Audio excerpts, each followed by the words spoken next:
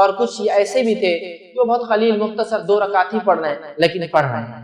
یہ ان کا معاملہ تھا اور یہ ان کے تقوی کی علامت کی جاتی ہے. ورنہ نماز فرائض ادا کرنا یہ تو سب کا کام، سبھی کرتے تھے اس زمانے میں. یہ ان کی خصوصیت، رات میں اٹھنا، یہ اللہ کے عاجز بندوں کا شیوا ہے. جو اللہ رب العزت کے عاجز بندے ہوتے ہیں، ان کی ساری اختیار کرنے والے بندے ہوتے ہیں، یہ ان کا شیوا، ان کا طریقہ ہے کہ وہ رات کی نمازوں کو پڑھتے ہیں. تو تہجد کا ہم کوشش کریں، تہجد، قیام اللیل، تراویح، صلاۃ اللیل، رات کی نماز، اس کا ہم خاص اہتمام کریں. یاد رکھیں صحیح مسلم کی روایت ہے، نبی اکرم صلی اللہ علیہ وسلم فرماتے اور کہتے ہیں فرض نماز کے بعد افضل ترین نماز صلاۃ اللیل یعنی تہجد ہے. فرض نماز کے بعد سب سے افضلین ترین نماز صلاۃ اللیل ہے، مطلب رات کی نماز ہے. اور اکثر علماء نے اس پہ ہی راج اتفاق کیا کہ اس سے مراد تہجد کی نماز. فرض نماز کے بعد اگر کوئی افضل عبادت ہے تو کون سی عبادت؟ نوافل میں سب سے افضل عمل تہجد ہے. فرض نماز کے بعد اگر کوئی افضل عمل ہے تو صلاۃ اللیل ہے، رات کی نماز ہے. قیام اللیل ہے، رات کا کھڑے ہونا ہے.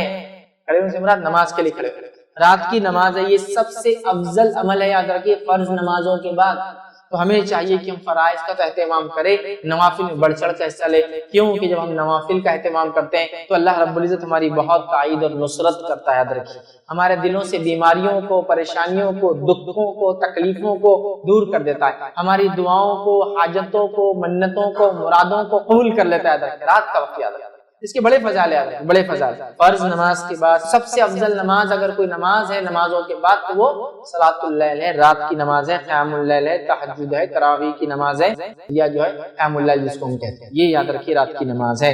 اسی طرح جو ہے یاد رکھیے نبی اکرم صلی اللہ علیہ وسلم خود کی اگر ہم مثال لے لیں تو نبی اکرم صلی اللہ علیہ وسلم کی عادت مبارکہ تھی کہ آپ فرائض کے علاوہ اتنا نفل پڑھتے، خاص طور سے رات میں، کہ روایت کے اندر آتا ہے، بخاری کی روایت ہے، آپ رات کو اتنا طویل قیام کرتے، اتنے لمبے قیام کرتے تھے کہ نبی اکرم صلی اللہ علیہ وسلم کے قدم مبارک سوج جاتے تھے. ایسے سوج جاتے تھے جیسے اب ہٹ جائیں گے. اس کو بولتے ہیں اردو ورم آ جانا، سوج جانا. سمجھ رہے ہیں؟ سوجن سمجھتے نا، باڈی پھول جاتی ہے ایکسس کام کرنے سے زیادہ. جب ماس پیشیاں جس کو کہتے ہیں، مسلز جو ہوتے ہیں انسانی باڈی میں، جب وہ کسی چیز کا اوور لوڈ ہوتے ہیں، وزن اٹھا لیتے ہیں تو سوج جاتا ہے، سویلنگز آ جاتی ہے. سمجھ رہے ہیں بات؟ اگر کسی نے کثرت کی ایکسرسائز اور زیادہ کر لی اس کے طاقت سے تو اس کی باڈی سوج جاتی ہے. تو نبی اکرم صلی اللہ علیہ وسلم اتنا کثرت سے قیام کرتے راتوں میں کہ اس قیام کی وجہ سے، اس کھڑے ہونے کی وجہ سے آپ کے قدم مبارک جو ہے سوج جایا کرتے تھے، سویل ہو جاتے تھے. سمجھ رہے آپ کہ ایسے سوج جاتے تھے کہ روایت میں الفاظ آتا ہے، اس کا ترجمہ علماء کرتے ہیں پھٹ جانے کو ہے. سمجھ اتنا آپ راتوں میں قیام. اور ایک مرتبہ آپ کی ایک زوجہ نے پوچھ لیا، آپ کی ایک بیوی نے پوچھ لیا، اے اللہ کے رسول صلی اللہ علیہ وسلم، آپ اتنی عبادت کرتے حالانکہ آپ تو بخشے بخشائے، آپ کے تو معاملات جو ہے بخشے بخشائے، آپ پھر کیوں کرتے ہیں؟ تو کہا کیا میں اللہ کا شکر گزار بندہ نہ بنوں؟ نبی اکرم صلی اللہ علیہ وسلم بخشے بخشائے تو شکر گزار بندہ بننے کے لیے یہ کام کر رہے ہیں. میرے رب کا حال ہم کو پتہ ہی نہیں کیا ہے. یقین حسن ظن رکھتے اپنے رب سے ہم کہ ہمارا رب ہمارے گناہوں کو معاف کر کے، ہماری کوتاہیوں کو معاف کر کے ہم کو بخش دے گا انشاءاللہ. لیکن ہم کو تو پتہ بھی نہیں. لیکن اس کے بعد بھی ہم کتنے آرام سے زندگی گزار رہے ہیں، اپنی من مانی زندگی کے ساتھ. اللہ سے تعلق کمزور سے کمزور ہوتا چلا ہے. یہاں تو میں نفل کی بات کر رہا ہوں، ہمارے فرائض غائب اللہ ہم پر رحم کرے. یہاں تو رات میں اٹھنے کی بات کر رہا ہوں، فجر نہیں ہوئی تو رات میں اٹھنے کا کیا معاملہ؟ سمجھ رہے ہیں کتنا اہم ہے. یاد رکھیے تو یہ نمازوں کا ہم خاص اہتمام کریں. نبی اکرم صلی اللہ علیہ وسلم بخشے بخشائے ہونے کے باوجود بھی اتنا پڑھتے کہ پیروں میں سجن آ جاتی، سوج جاتے، پیر موٹے ہو جاتے کہ آپ کی زوجہ پوچھ رہی ہے کہ آپ تو بخشے بخشائے پھر کیوں اتنی نماز پڑھتے ہیں؟ آپ فرما رہے کیا میں اللہ کے شکر گزار بندہ نہ بنوں؟ تو ہمیں بھی چاہیے کہ ہم خاص اہتمام کریں. آئیے اور یاد رکھیے خصوصاً رمضان میں نبی اکرم صلی اللہ علیہ وسلم کا معاملہ اور بڑھ جاتا ہے. عام دنوں کی قیام اللیل آپ کی ہوتی ہے لیکن رمضان میں مخصوص عمل آپ کرتے. آئیے صحیح بخاری کی روایت ہم دیکھتے ہیں. روایت کے الفاظ اس طرح سے کہ نبی اکرم صلی اللہ علیہ وسلم قیام اللیل کا خصوصاً رمضان میں اہتمام کرتے. حدیث کے الفاظ اس طرح سے جب ماہ رمضان کا آخری عشرہ آ جاتا آپ صلی اللہ علیہ وسلم اپنی راتوں کو زندہ کرتے، راتوں کو جاگتے اور اپنے گھر والوں کو بھی جگاتے اور عبادت کے لیے کمر بستہ ہو جاتے. نبی اکرم صلی اللہ علیہ وسلم رمضان کے آخری عشرے میں اپنے گھر والوں کو بھی جگاتے، خود بھی جاگتے اور عبادت کے لیے کمر بستہ ہو جاتے. اور ظاہر سے رات میں کون سی عبادت کریں گے؟ قیام کرنا، نماز پڑھنا، مطلب تلاوت قرآن کرنا، ذکر کرنا، استغفار، اپنے گناہوں کی معافی مانگنا، دعائیں کرنا، یہی تو تھا رات. اب ظاہر سی بات ہے عورتوں کا معاملہ لے لے، جو عورتیں پاکیزہ ہے وہی سب کر سکتی، جو ناپاکی کی حالت میں نماز چھوڑ کے وہ سب کر سکتی ہے. وہ استغفار کر سکتی ہے، ظاہر سی بات ہے اس کے لیے ان کو غسل کی ضرورت نہیں، استغفار کر سکتی ہے، دعائیں کر سکتی ہے، نماز نہیں پڑھیں گی۔ دیکھ رہے اپنے گھر والوں کو جگاتے اٹھاتے، اور مطلب قیام اللیل تو اہم ہے، رمضان کی قیام اللیل اور اہم ہے، اور رمضان کی آخری عشر قیام اللیل اور اہم ہے کہ اللہ کے رسول خود جاگ رہے ہیں، گھر والوں کو جگا رہے ہیں، تو ہمیں قیام اللیل کا تو یوں ہی اہتمام کرنا چاہیے، رمضان میں بالخصوص کرنا چاہیے، اور رمضان کے آخری عشرے کی راتوں میں تو اور بالخصوص کرنا چاہیے، اور اس کے اندر بھی اگر اور اندر جاؤں تو رمضان کی آخری عشرے کی طاق راتوں میں تو اور بالخصوص کرنا چاہیے، کیونکہ وہ شب قدر بھی ہو سکتی ہے، پانچوں میں سے کوئی عام دنوں میں بھی، رمضان میں بھی، رمضان کی آخری عشرے میں 5 راتوں میں جو طاق، ہمیں بہت اہتمام کرنا ہے، قیام اللیل یاد رکھیے، راتوں کی نماز کا یاد رکھیے، تو اللہ کے رسول صلی اللہ علیہ وسلم خود پڑھتے، گھر والوں کو اپنا حکم دیتے تھے، ٹھیک ہے، رمضان کے اندر آپ اہتمام زیادہ کرتے جاتے ہیں۔ اسی طرح بخاری کی روایت ہے، جس نے ماہ رمضان کی راتوں میں قیام کیا، من قام رمضان، جس نے ماہ رمضان کی راتوں میں قیام کیا، نماز پڑھی، ایمان اور اس نیت سے کہ اللہ اس کا اجر دینے والا ہے، غفر له ما تقدم من ذنبه، تو اللہ اس کے پچھلے تمام گناہوں کو معاف کر دیتا ہے۔ جو رمضان میں قیام کرے راتوں میں اس نیت سے احتساب کی کہ اللہ اس کا مجھے بدلہ دینے والا ہے، تو اللہ رب العزت اس کے تمام پچھلے گناہوں کو معاف کر دیتا ہے۔ ایک روایت میں ونصام رمضان، رمضان میں روزے رکھے ایمان اور احتساب کی نیت سے، اس نیت سے کہ اللہ اس کا اجر دے گا، اس کے پچھلے گناہ معاف ہو جاتے ہیں۔ یہاں کا من قام رمضان، جو رمضان کے اندر قیام کرے، اور قیام کے ساتھ کیا کرے، اس نیت سے قیام کرے کہ اخلاص کے ساتھ، کسی کو دکھانے کی نیت سے نہیں، شور غل کے لیے نہیں کہ اب پورے لوگ نماز پڑھے تو میرے کو بھی جانا پڑے گا، لوگ پوچھیں گے مسجد میں تم رات میں دکھ رہے ہیں رمضان، نہیں، احتساب کہ اللہ مجھے اجر دینے، پھر جماعت سے ہو جائے تو افضل، نہ بھی ہو تو انفرادی، تو اس کے پچھلے گناہ معاف ہو جاتے ہیں۔ آئیے صحیح بخاری کی ایک اور روایت، نبی اکرم صلی اللہ علیہ وسلم نے فرمایا، ہمارا رب ہر رات کے آخری تہائی حصے میں، ایوری نائٹ، رمضان خاص نہیں ہے، رمضان کے بارے میں 2 روایتیں ہوگی، ایک آپ کو جاگتے آخری عشرے میں جگاتے گھر والوں کو، اور دوسری یہ قیام کرنا، اب دوسری روایت اس میں عام بات کیا حدیث سنیے غور سے، ہمارا رب ہر رات کے آخری تہائی حصے میں آسمانی دنیا پر نزول فرماتا ہے اور کہتا ہے، کون ہے جو مجھے پکارے اور میں اس کی دعا قبول کر لوں، انا الملک، کون ہے جو پکارے اور میں اس کی دعاؤں کو قبول کروں، اور اس کے بعد اللہ رب العزت فرماتا ہے، کون ہے جو مجھ سے کچھ مانگے اور میں اسے عطا کروں، کون ہے جو دعا مانگے اور میں قبول کروں، کون ہے جو مجھ سے مانگے اور میں اس کو عطا کروں جو وہ چاہتا ہے، ٹھیک ہے، اس کے بعد اللہ فرماتا ہے، کون ہے جو مجھ سے مغفرت طلب کرے اور میں اسے بخش دوں، اور یہ معاملہ ہر رات ہوتا ہے، ہر رات ہوتا ہے، ہر رات ہوتا ہے، مصیبتوں میں پریشان لوگ، دکھوں سے پریشان لوگ، بیماریوں سے پریشان لوگ، دعاؤں کے تعلق سے کہ وہ ہماری دعائیں اللہ سے ہم کو قبول کروانا ہے، اپنی منتیں مرادیں حاجتیں پوری کروانا ہے، تو در در جانے کی اور بھٹکنے کی ضرورت نہیں، یہ وہ وقت ہے، یہ وہ ٹائم ہے، یہ وہ سمے ہے، جس گھڑی اور سمے میں اگر اٹھ جاؤں گے تو اللہ رب العزت ندا اور آواز لگائی جاتی ہے کوئی مانگنے والا، میں دینے بیٹھا ہوں، ہے کوئی مجھ سے مانگنے والا، میں دعائیں قبول کرنے بیٹھا ہوں، ہے کوئی کچھ مانگنے والا، میں اس کو عطا کرنے بیٹھا ہوں، اور اللہ فرماتا ہے کوئی مغفرت طلب کرنے والا، چلو دنیا کچھ نہیں آخرت کا، تو میں وہ بھی دینے بیٹھا ہوں، اور یہ سلسلہ ہر رات کے تیسرے پہر، آخری پہر ہوتا ہے، اور یہ کب ہوتا ہے معلوم آپ کو، اس کو بولتے ہیں سحر کا وقت، اگر آپ کو کچھ نہیں سمجھتا تو سحر کا وقت، مطلب سحر کے خاتمے سے پہلے کا وقت، رمضان کے اندر سحر کا خاتمہ اتنے بجے، اس سے پہلے کا وقت یہ رات کا تیسرا حصہ ہوتا ہے، عام طور سے ہم اس وقت میں سحر کرتے ہیں، اس لیے میں سحر کا وقت کہتا ہوں، ورنہ رات کا تیسرا پہر مطلب فجر سے پہلے کا ٹائم، فجر ہونے سے پہلے کا ٹائم، سمجھا؟ تو اس وقت اللہ تعالیٰ آواز لگاتا ہے، کوئی ہے دعا مانگنے والا، میں دعا قبول کرنے بیٹھا ہوں، کوئی ہے چیز جو مانگنا چاہتا ہے میں اس کو عطا کرنے بیٹھا ہوں، کوئی ہے مغفرت طلب کرنے والا، میں اس کی مغفرت کرنے کے لیے تیار ہوں، اور یہ سلسلہ ہر رات ہوتا ہے، یہ رمضان کے لیے خاص نہیں ہے، رمضان میں تو اس کا معاملہ فضیلت اور بڑھ جائیں گے، اور رمضان کے آخری عشرے میں اور بڑھ جائیں گے، اور رمضان کی تو آخر راتوں میں تو سبحان اللہ اور بڑھ جائیں گے، کیونکہ ویسے ہی وہ گھڑیاں، وہ راتیں مبارک ہیں، اور پھر اس میں یہ آخری پہر، تیسرا پہر، سمجھ رہے ہیں؟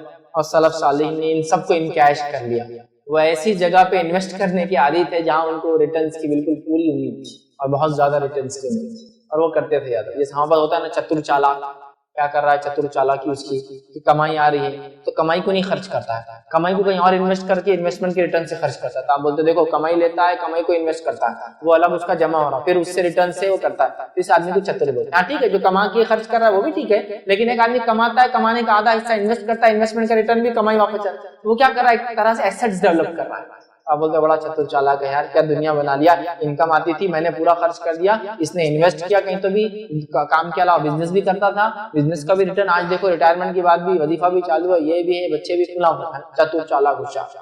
تو صحابہ ایسی چتر چالاک ہوشیار تھے آخرت کے معاملے میں۔ سلف صالحین کا طرز یہی تھا کہ بہت چتر چالاک تھے، اپنے انویسٹمنٹ بہت دیکھ بھال کی انہوں نے آخرت کے تحت بہت زیادہ اہتمام کرتے تھے، بہت زیادہ، اسی کو امتحان دیا۔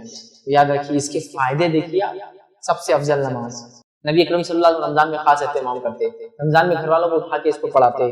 اس کے بعد جو ہے یہ وہ وقت ہے آخری پہر، ویسے تو عشاء کے بعد سے شروع ہوتا ہے لیکن سب سے افضل ترین وقت اس کا تیسرا پہر ہے جب اللہ تعالیٰ آواز لگاتا ہے ہائی کو مانیے۔ آئیے جامع ترمذی کی روایت ہے، نبی اکرم صلی اللہ علیہ وسلم فرمایا کہا اللہ اپنے بندے کے قریب ترین اس وقت ہوتا ہے، اللہ اپنے بندے کے قریب ترین اس وقت ہوتا ہے جب رات کا آخری پہر ہوتا ہے۔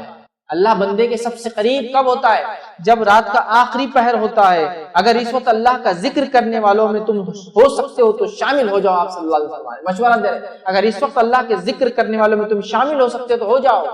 اللہ سب سے قریب ترین انسان رات کے آخری حصے میں ہوتا ہے، اور آپ کو معلوم اللہ سب سے قریب ترین بندہ سجدے کی حالت میں ہوتا ہے۔ تو اگر دونوں روایتوں کو ملا لے تو اللہ سے سب سے قریب آدمی سجدے کی حالت میں ہوتا ہے، اور اگر رات کے آخری پہر کا وہ سجدہ ہو تو اور قریب ہو جائیں گے۔ ظاہر سی بات، سب سے قریب اللہ بندے سے رات کے آخری پہر ہے، اور حدیث میں آتا ہے کہ سجدے میں سب سے قریب ہوتا ہے، تو کیوں نہ اس وقت نماز پڑھی جائے تاکہ قریب سے قریب ہو جائے۔ اور جب ایک بندہ اللہ کا محبوب بن جاتا ہے تو دنیا کی وسیلوں کی، دنیا کی چیزوں کی اس کو ضرورت نہیں پڑتی، اپنے معاملات کو یوں نکلوا لیتا اپنے رب سے، ہے نا۔ جیسا لوگ جان پہچانے تو منوا کے اپنے کام نکال لیتے ہیں، تو جس بندے کی پہچان رب العزت سے ہوتی ہے وہ منوا لیتا ہے اپنا کام اپنے رب سے، وہ بنا لیتا ہے اپنی آخرت دنیا میں رہتے ہوئے۔ یاد رکھیے تو یہ رات میں ہو سکتا ہے، یہ کمال رات میں ہو سکتا ہے۔ رکھیے ہم کوشش کریں کہ ہم اس کے لیے جدوجہد بولوں گا، آج کے زمانے میں تو کوشش نہیں، مجاہدہ ہو جائیں گے۔ آج تو بہت اسٹرگل ہے، کیونکہ جو لائف سٹائل ہم جیتے نا، وہ لائف سٹائل یہ ہے کہ دن بھی برباد اور رات بھی برباد کرنے والا لائف سٹائل ہے۔ دن برباد فالتو کاموں میں، رات برباد فالتو کاموں میں، دونوں برباد ہوتی ہے۔ راتوں میں دیر تک جاگنا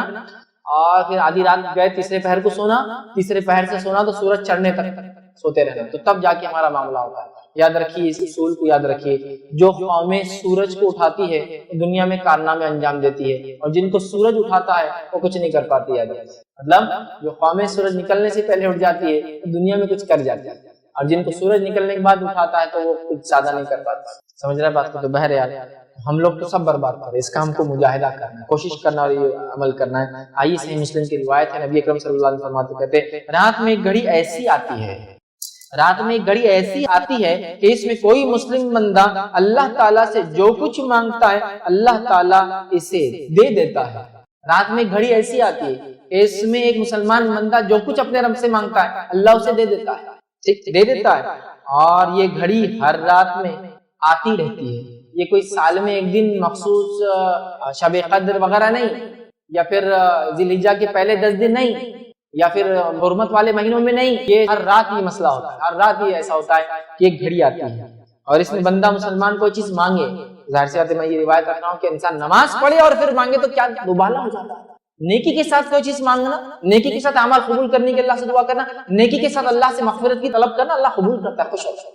لیکن یہاں تو وہ بندہ یا وہ بندی بھی اللہ کی، جیسے کہ عورتیں سوال کرتی بس پاکیزگی کی حالت میں نہیں ہے، تو یہاں تو مانگنے کے لفظ یہ نہیں کہ نماز پڑھ کر مانگے، نماز پڑھ کے مانگنے والے کے لیے تو اور افضل ہوا، لیکن ویسے بھی مانگ سکتا ہے ایک بندہ، لیکن وہ گھڑی کب آتی ہے ہم نہیں جانتے۔ تو جو لوگ پریشان ہیں، در در گھوم رہے ہیں، مہینوں اور سالوں اپنی زندگیاں برباد کر رہے، راتوں میں جاگو نا اور منواؤ اپنے رب کو، کر لو اپنی دعائیں، کرا لو اپنی دعائیں قبول۔ اتنی باتیں آ رہی کہ رات میں ایک گھڑی ایسی آتی ہے جس گھڑی میں ایک مسلمان جو دعا کرتا ہے، جو مانگتا ہے اللہ تعالیٰ اس کو عطا کر دیتا ہے، اور یہ گھڑی ہر رات آتی ہے۔ یہ گھڑی کوئی معاملہ خاص نہیں ہے، سارا سال ہوتا ہے۔ تو کہاں ڈھونڈ رہے ہیں، کدھر پریشان ہیں، کس سے مانگ رہے ہیں؟ ادھر ہے راستہ، یہ ہے راستہ کہ راتوں میں تہجد کا اہتمام پھر دعائیں، اور راتوں میں نماز کا اہتمام پھر دعائیں، اور سجدوں میں دعائیں، اور استغفار اور کثرت سے دعائیں، اور اللہ کی تسبیحات اور تلاوت قرآن نماز کی شکل میں، یہ بغیر نماز کے پڑھنے کی شکل میں، سمجھ رہے ہیں؟ تو بہرحال ہم کو یہ تمام چیزیں کرنا ہے۔ تو رات میں اگر انسان جاگتا ہے اور تہجد کا اہتمام کرتا ہے تو دلوں کو زندگی ملتی ہے، دلوں کو زندگی ملتی ہے۔ وہ ارادے یا وہ عزم جو پست ہو چکے ہیں ان میں ایک نئی زندگی آتی ہے۔ آپ نے سب کچھ کر لیا دنیاوی اعتبار سے، آپ تھک گئے ہیں، اب رات میں اٹھ کے عبادت کریے اپنے رب کو راضی۔ دیکھیے وہ جو عزم تھے اللہ پورے کر دیتا ہے، وہ جو ارادے تھے اللہ پورے کر دیتا ہے۔ آپ دنیا میں اعتبار تھک چکے ہیں، اب اس میں ایک نئی جان اللہ تعالیٰ ڈالا، تو راتوں میں اٹھنے سے زندگی ملتی ہے انسان، وہ عزم جو ختم ہو چکے پستہ ہو چکے، اس میں نئی توانائی اور نئی جوش اور جان آتی ہے۔ اسی طرح ہم دیکھتے ہیں اللہ تعالیٰ کا قرب حاصل، ٹھیک، اسی طرح ہم دیکھتے ہیں گناہوں سے رات میں اٹھنا انسان کو روکتا ہے، معلوم۔ اسی طرح ہم دیکھتے ہیں یہ گناہوں کا کفارہ بھی بنتا ہے، راتوں میں اٹھنا ہمارے گناہ، اس لیے کہ اللہ تعالیٰ مشقت کو دیکھتا ہے۔ اب آپ کہیں گے کیا میں تہجد بغیر رات میں سوئے کے پڑھ سکتا ہوں؟ ہاں پڑھ سکتے ہیں، مسئلہ نہیں، لیکن سو کر اٹھ کے آخری حصے میں اٹھ کر پڑھنا چونکہ اس میں بڑی مشقت ہے، اس کا اجر زیادہ ہے، ورنہ تہجد تو عشاء کی بعد بھی پڑھ سکتے ہیں، سونا ضروری ہے، لیکن اجر کے اعتبار سے سو کر نفس کو کاٹ کر پھر اٹھنا اور پھر نماز پڑھنا یہ بڑی بڑی سمجھ رہے آپ، اس کا اجر زیادہ ہے۔ نبی اکرم صلی اللہ علیہ وسلم نے فرمایا قیام اللیل کیا کرو، قیام اللیل کیا کرو، کیونکہ تم سے پچھلے صالحین کی یہی عادت تھی، تم سے پہلے جتنے صالحین گزرے، انبیاء اور انبیاء کے پیروکار، ان کے حوارین، ان کے اصحاب، ان کے مددگار، ان پر ایمان لانے والے، ٹھیک ہے، ان کا طریقہ، صالحین کا یہ نیکوکاروں کا طریقہ عادت رہی ہے، اور یہی عمل پیہم تھا، مطلب اس میں وہ بالکل اٹل تھے، یہ عمل بالکل برابر وہ استقامت کے ساتھ کرتے چلے گئے۔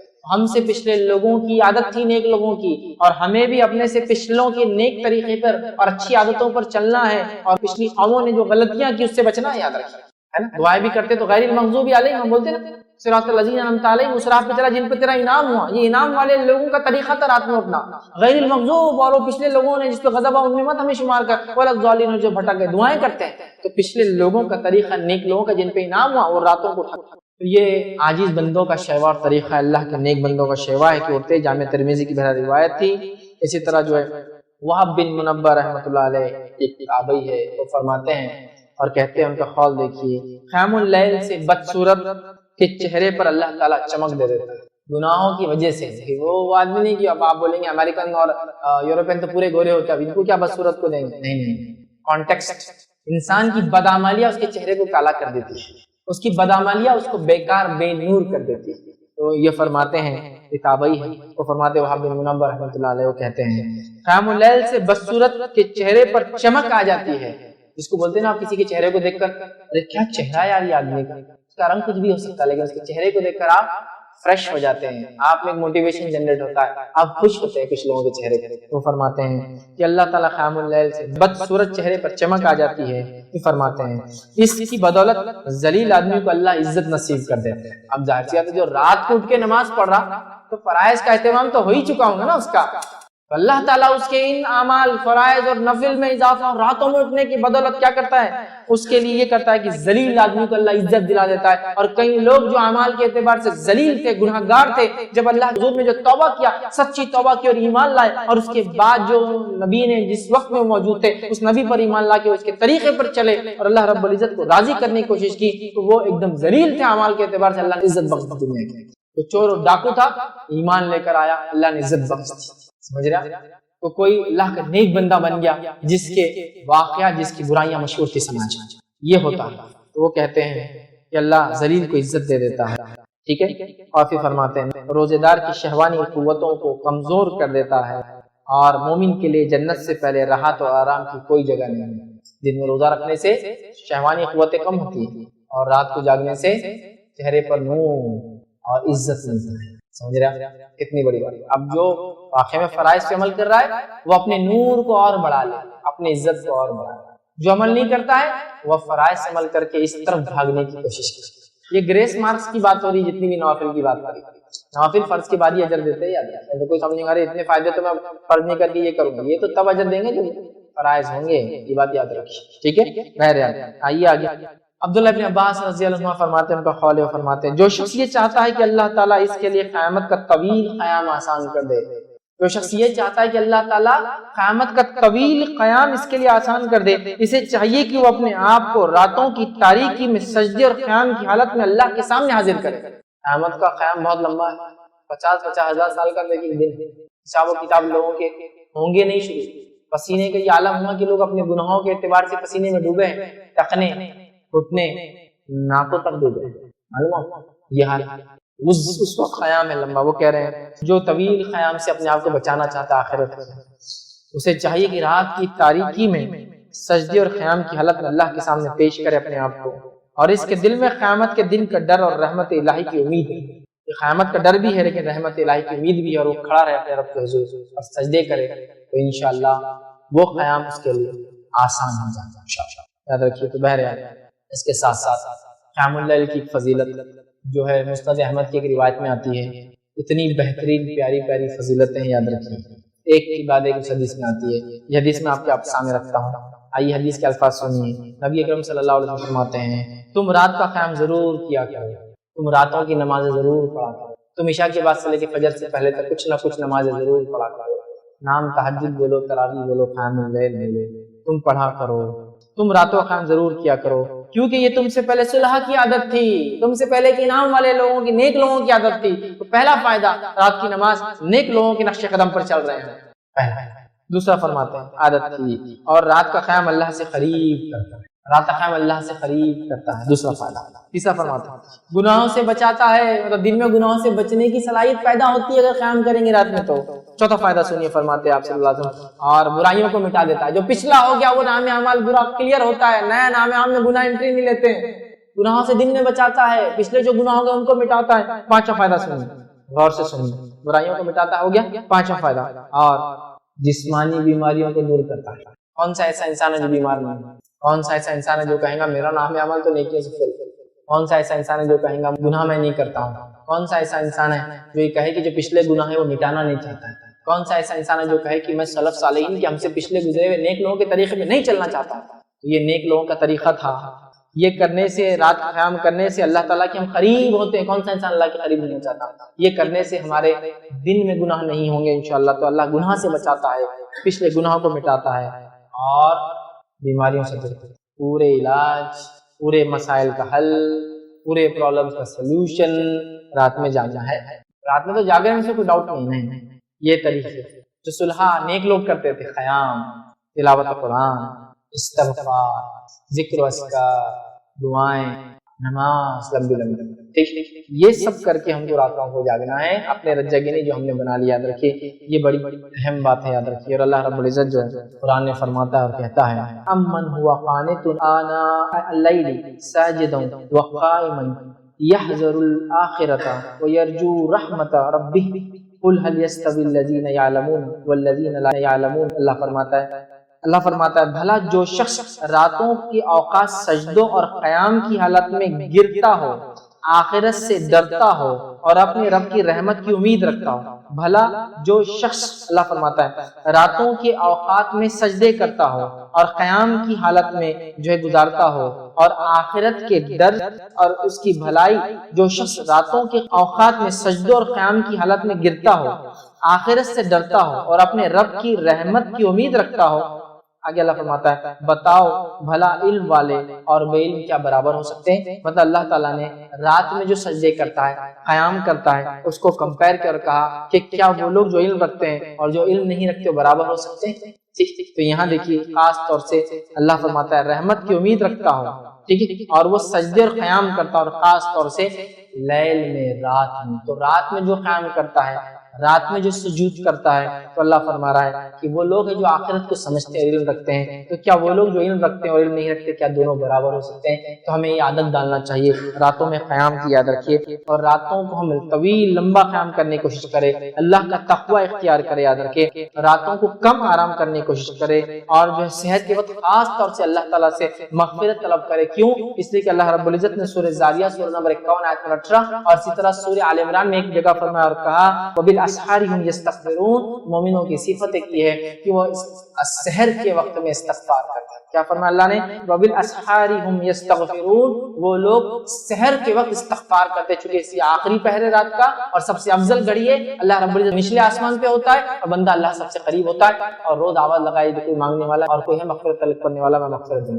تو جو ہے استغفار کا وقت ہے، یاد رکھیے، تو ہمیں چاہیے ہم کوشش کریں کہ اللہ تعالیٰ سے راتوں میں اٹھ کر خوب جو ہے توبہ کرے اور خوب ہم جو ہے استغفار کرے، یاد رکھیں۔ اور یاد رکھیں سلف صالحین کے قول میں سے قول ہے، ابو سلیمان دارانی رحمۃ اللہ علیہ فرماتے اور کہتے ہیں، یہ تاریخ دمشق میں ان کا یہ قول ملتا ہے، وہ کہتے ہیں کرنے والوں کو راتوں کے قیام میں لہو و لعب میں مشغول لوگوں سے بھی زیادہ لذت ملتی ہے۔ جو لوگ راتوں کو جا کر رب کو راضی کرنے کی کوشش کرتے ہیں نا، ان لوگوں کو جو لوگ راتوں میں جا کے لہو اور لعب، عیش مستی کر رہے ہیں یا جو ہے منمانی کر رہے ہیں یا اللہ کی عبادت کے خلاف کام کر کے راتیں گزار رہے ہیں. وہ کہہ رہے ہیں جو راتوں میں عبادت کرتا ہے نا اس آدمی کو جب اس کی لذت کا پتہ چل جاتا ہے, لذت لگ جاتی ہے, تو اس کو ان لوگوں سے زیادہ اس میں مزہ آنے لگتا ہے. ہوتا ہے نا لوگ چوراہوں پہ بیٹھنا پسند کرتے رہتے ہیں, لیکن اس میں وہ کہتے ہیں اس سے زیادہ مزہ آنے لگتا ہے ان لوگوں کو جو راتوں میں جاگنے کے اللہ کی عبادت کے عادی ہو جاتے ہیں. پھر وہ کہتے ہیں لذت ملتی ہے, اگر رات نہ ہوتی تو اس دنیا میں زندہ باقی رہنے کی کوئی چاہت نہ ہوتی.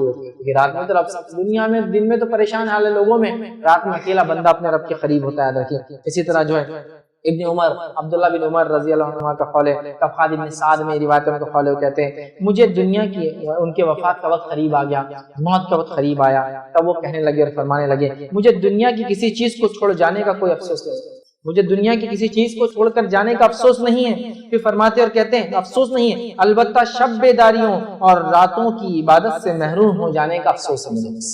دنیا کو چھوڑ کے جانے کا کوئی افسوس نہیں, مال متاع جائیداد بیوی بچے افسوس نہیں, صرف ایک چیز کا افسوس ہے جو اکیلے میں رات کی عبادت کرتا تھا, اللہ سے قریب ہوتا تھا, وہ موقع نہیں ملے. کتنی بڑی بات ہے.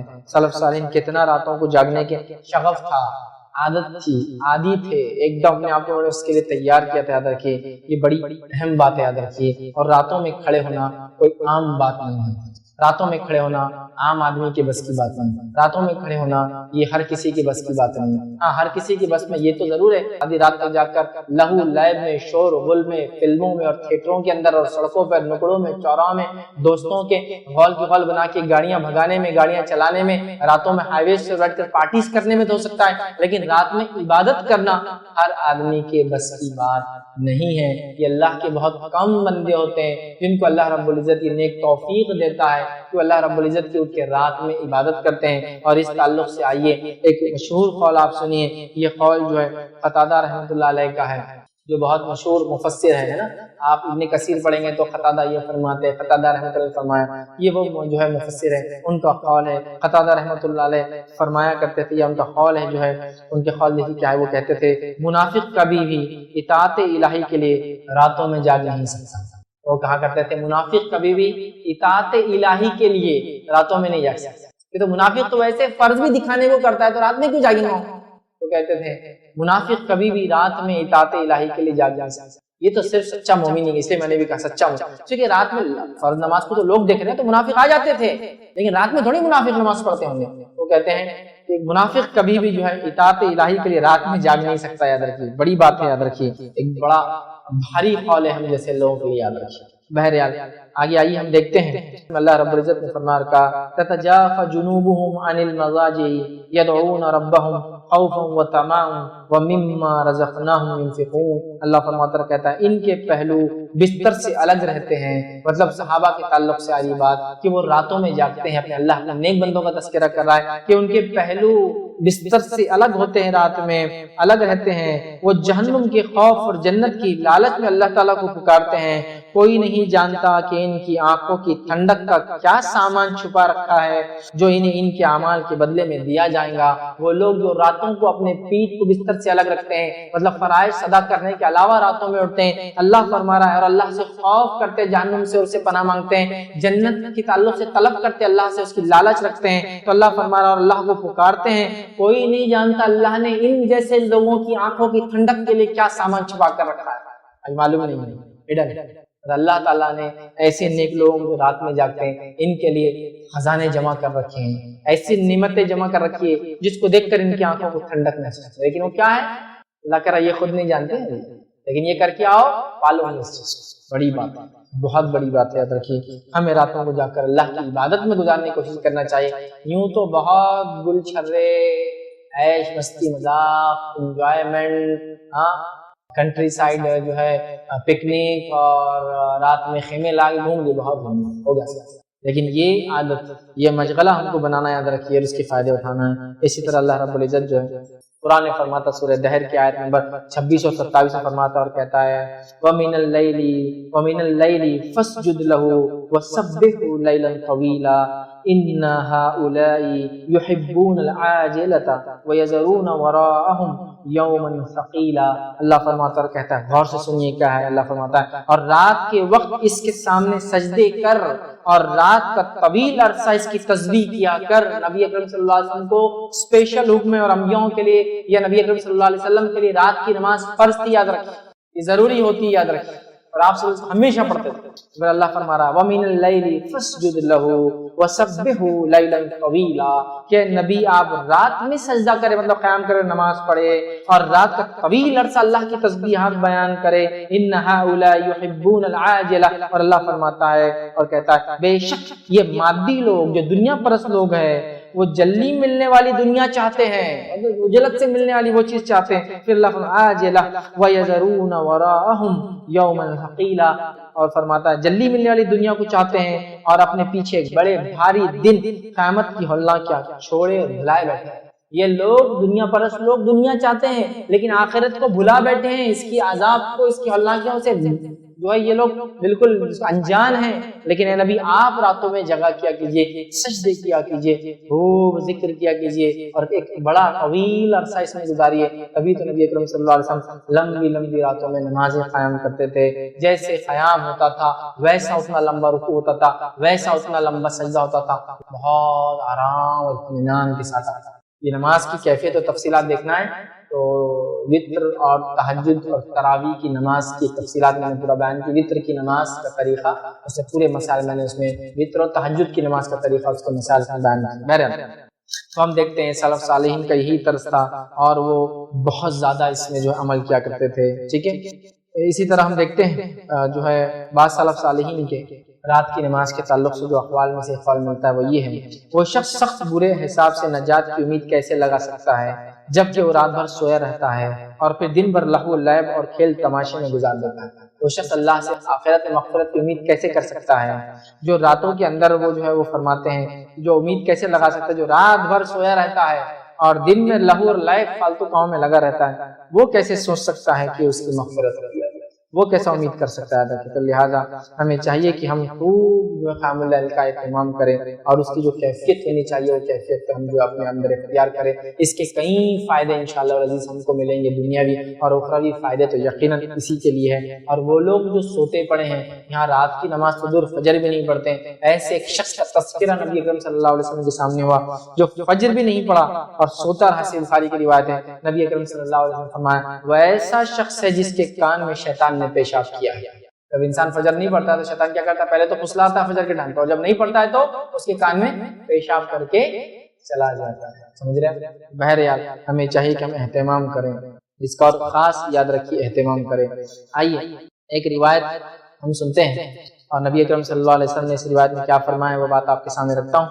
روایت کو جب آپ سنیں گے تو ایسا لگتا ہے میرے اور آپ کے بارے میں بات ہو رہی ہے، بڑی افسوس کی بات ہے، لیکن جو بات بتائے گی بڑی سچی بات ہے۔ آئیے ابو ہریرہ رضی اللہ عنہ فرماتے اور کہتے ہیں نبی اکرم صلی اللہ علیہ وسلم نے فرمایا اللہ تعالیٰ ہر شخص سے بغض و ناراضگی رکھتا ہے، اللہ تعالیٰ ہر شخص سے نفرت اور ناراضگی رکھتا ہے۔ بغض سمجھتے ہیں دل میں کوئی بات کو اٹھا کر، اللہ تعالیٰ ہر شخص سے بغض اور ناراضگی رکھتا ہے جو اکھڑ مزاج ہو، جو اکھڑ مزاج ہو، بازاروں میں شور الغل کرنے والا ہو، مطلب بازاروں میں تو اس کے چرچے ہوتے ہیں، شور الغل کرنے والا ہو۔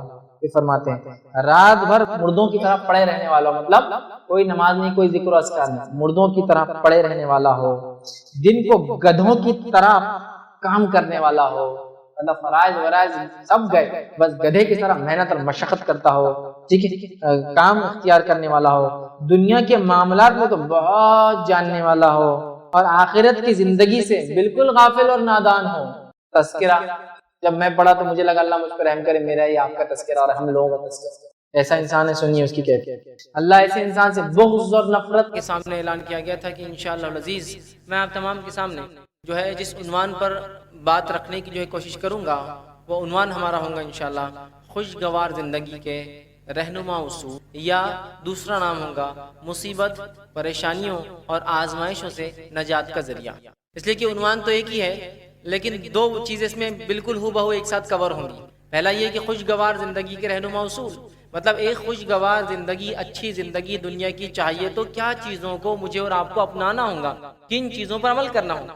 اور اسی کا دوسرا معنی ہے جو مصیبتیں، پریشانیاں، آزمائشیں آتی ہے جس کی وجہ سے خوشگوار زندگی نہیں گزر پاتی، ظاہر سے زندگی پریشان حال گزرتی ہے، تو آزمائشوں اور پریشانیوں سے نجات کا ذریعہ یا آزمائشوں اور پریشانیوں سے نجات کا اصول، دونوں باتیں بہرحال اس کو لے سکتے ہیں۔ آج کے اس ماڈرن ایج میں، جدید دور میں دنیا جس رفتار سے آگے بڑھ رہی ہے، ٹیکنالوجی، سائنس جس رفتار سے آگے بڑھ رہی ہے.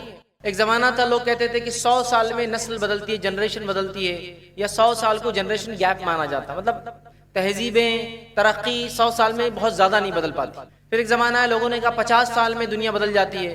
تو اگر 50 سال سے زیادہ کسی کی عمر ہے، چھوٹے بچے تو بولتے ہیں 50 سال کا فرق ہے، بہت فرق ہو گیا، مطلب زمانہ بدل گیا 50 سال. جدیدیت اور آئی، پھر کہا کہ 25 سال میں زمانہ بدل جاتا ہے. بھائی آپ کہاں 1990 کی بات کر رہے ہیں؟ اب 25 سال گزر گئے، دنیا زمانہ بدل گیا ہے، حالات بدل گئے. بچوں کو مت ڈانٹو، ایسا مت کرو، یہ پہناؤ، یہ کھلاؤ، یہ پڑھاؤ، ہوتا ہے نا. لیکن آج جس ٹیکنالوجی اور سائنس کے دور سے میں اور آپ گزر رہے ہیں، حالات یہ ہے کہ یہ بہت لمبا وقفہ ہے 25 سال بھی جو ہم کہتے ہیں. حالات یہ کہ ابھی 10 سال میں دنیا بدل جاتی ہے. 10 سال، جس کی مثال لینا ہے تو 10 سال پہلے جو ہینڈ سیٹس آپ یوز کرتے تھے، آج آپ میں سے بہت کم یوز کرتے، اور جو یوز کرتے لوگ اس کو ایسے دیکھتے ہیں زمانہ قدیم کی کوئی چیز لا لیا اٹھا کے، ایسے دیکھتے اس کو. اب تک اسمارٹ فون نہیں آیا ہاتھ میں، مطلب کوئی جیسا زمانہ قدیم کی کوئی چیز لے کر آ گیا تو ہر کوئی ارے بابا آدم کے زمانے کچھ دکھ رہی ہے اس کے پاس، بہت مطلب اینشنٹ چیز لا لیا. حالانکہ 10 سال پہلے کا وہ ڈیوائس ہے جو کہ اس زمانے میں لاکھوں روپے یا بہت قیمت مہنگا ہوتا تھا. آپ لوگ سمجھتے ہیں؟ تو 10 سال کا آپ دیکھیے فرق. اور سائنس اور ٹیکنالوجی کی زبان میں 18 مہینے میں ٹیکنالوجی بدلتی ہے. سائنس اور ٹیکنالوجی کی جو زمانہ ہے اس میں 18 منتھس میں چیزوں کی میموری ڈبل ہوتی ہے اور سائز ہاف ہو جاتا ہے.